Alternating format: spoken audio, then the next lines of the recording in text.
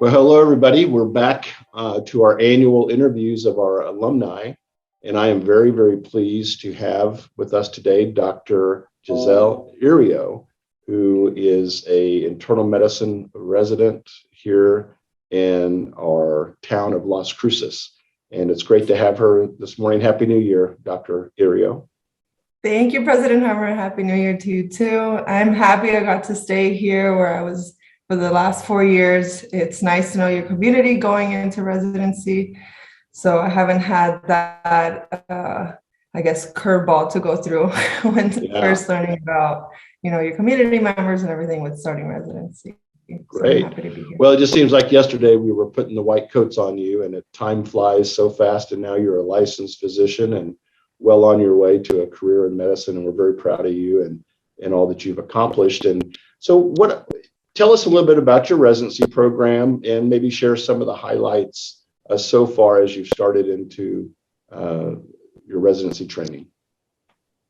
Sure. So I go to MountainView Regional Medical Center here in Las Cruces for internal medicine. I'm an intern right now. I'm a little bit past my halfway point, which is crazy to think because it's been a whirlwind and so much learning has gone through these past 6 months. I actually took my level 3 last month. So fingers crossed, I find out my results by the end of this month, how that went. But if you think your learning stops in medical school, wow, this is a whole other ball game. And now you have people's lives on your hands. So it's incredibly rewarding to be on this side now that you're able to apply what you've learned the last 4 years and see how your patients do with, all those medications that you had to learn and all those drug pathways, and seeing the diseases that you learn in the classroom in the real life setting and how it actually impacts someone's life. That's been incredible, both in a sad way and in a beautiful way to see, how these things manifest in patients. Right. I think some of the highlights, it's very interesting. I'm on my 3rd wards rotation. So, we see our bread and butter of CHF exacerbations, so heart failures, your diabetes, who are now in DK, diabetic ketoacidosis. But also I rotated in the ICU where I got very comfortable with death and almost appreciate it because sometimes those patients that end up being there are just suffering so much that it's almost like the best option is to just, let them go and be at peace as opposed to us continuing to expand, sometimes their pain. So I think not only have I learned in the medical side of things, but also in life lessons throughout these last 6 months. And I think I need that in order to grow and be the professional that I want to be in the future for my patients. So it's been very rewarding. Well, that's great to hear. And thank you for sharing that. And, speaking of lessons and life lessons, as you know, individuals that will be watching these interviews are applicants and or our current students. And what kind of advice would you give them as you look back at your time in medical school? The best advice you could give them to really get prepared for that residency match process?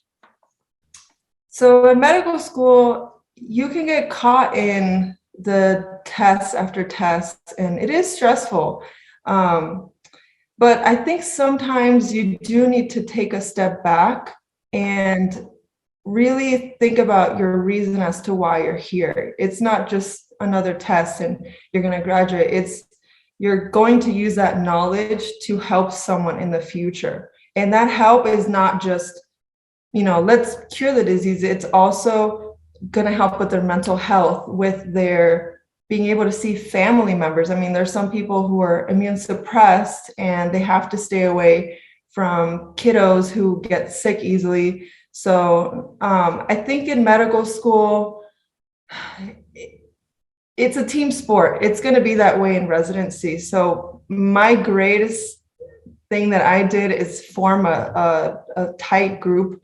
And it helped me stay motivated, and it also helped me, have someone to bring me up when I was down and very stressed in medical school.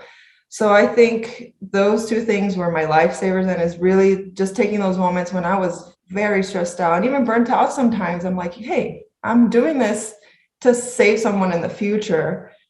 Everything that I'm learning, yes, it's a lot, but if I don't have that information now, something can happen when I'm actually practicing. And no one's perfect. I mean, there were days where I was like, I'll take the L on this one for the test, but I had to pay the price later. I was pimped on rounds or something, and then that's when I learned. So it all comes back.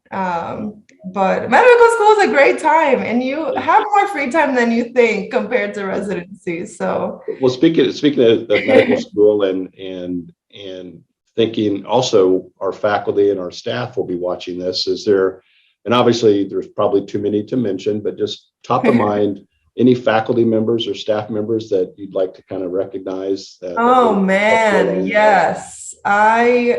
My mentors throughout medical school were key for me. Dr. Cyrus is number one. I was very involved with SOMA, and he helped me when I needed to apply for scholarships or, just teach me about the impact that a physician does on their community, and kind of open my eyes to different things that I didn't really even think of.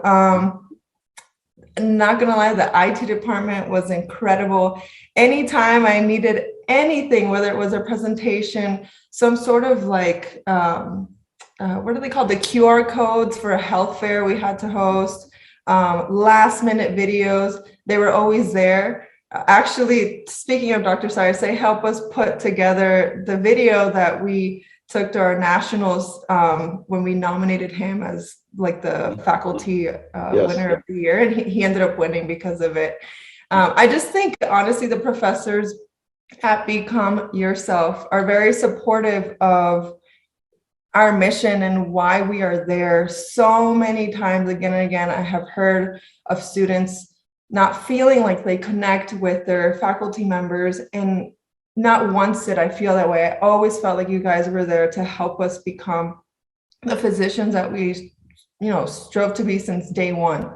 So I'm very grateful to have gone to BCom, and it was one of the reasons why the program I ranked and where I'm at right now was so high up on my list. So thank you. With that, when thinking about BCom, and kind of remind everybody where you came from, and then when you came, what do you really, and obviously you're still here, what did you find appealing about our part of the country, and to this day living in the community? What are the attributes that you love about being here? So my background, I'm Hispanic, I'm Cuban, Ecuadorian, first generation. And so actually one of my requirements when applying to medical school was somewhere warm, does not get below 30 degrees. So I love the weather here. And then I did want diversity, and I found that here, and somewhere where I could use my first language, which is Spanish, because I know in our medical community, it's needed to have more Spanish-speaking physicians. So when I came here, my intention was all those things, and I found every single one of those here. Some bonuses where the people were very nice and the cost of living was not as high as Florida. So it was the perfect mix, and it was my first interview, and it was the one I fell in love with. And that's great. That's great. With obviously you still have some time to go into your residency. And I have to ask, obviously, tell us a bit about your future, but also given the opportunity to establish a practice, in our mission region, would you entertain that, or are you entertaining that, or are there already people talking to you about staying? Yes. Short answer, yes. So my significant other, he's a fourth year medical student currently, and he's applying to psych. His top program is in El Paso. Oh. So I have about 2.5 years left. He would have 4 plus the 6 months that are left of his medical school left before he would graduate. So actually my intention, or plan A, is I would finish residency and I would continue practicing in El Paso.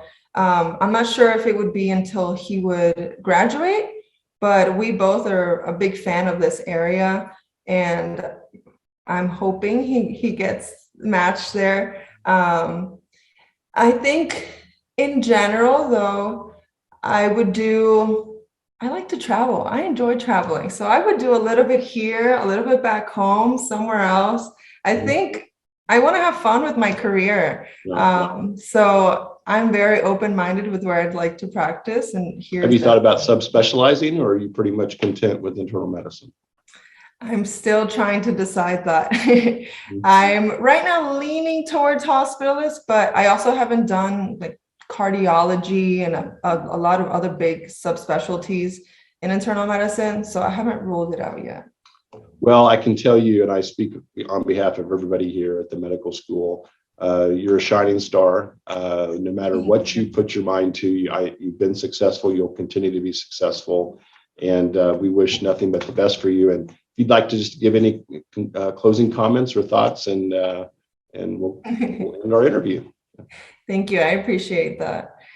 I think for incoming medical students and current medical students, you've made it a long way. To get to that point is a huge milestone, and many dream to be there, and you've made it.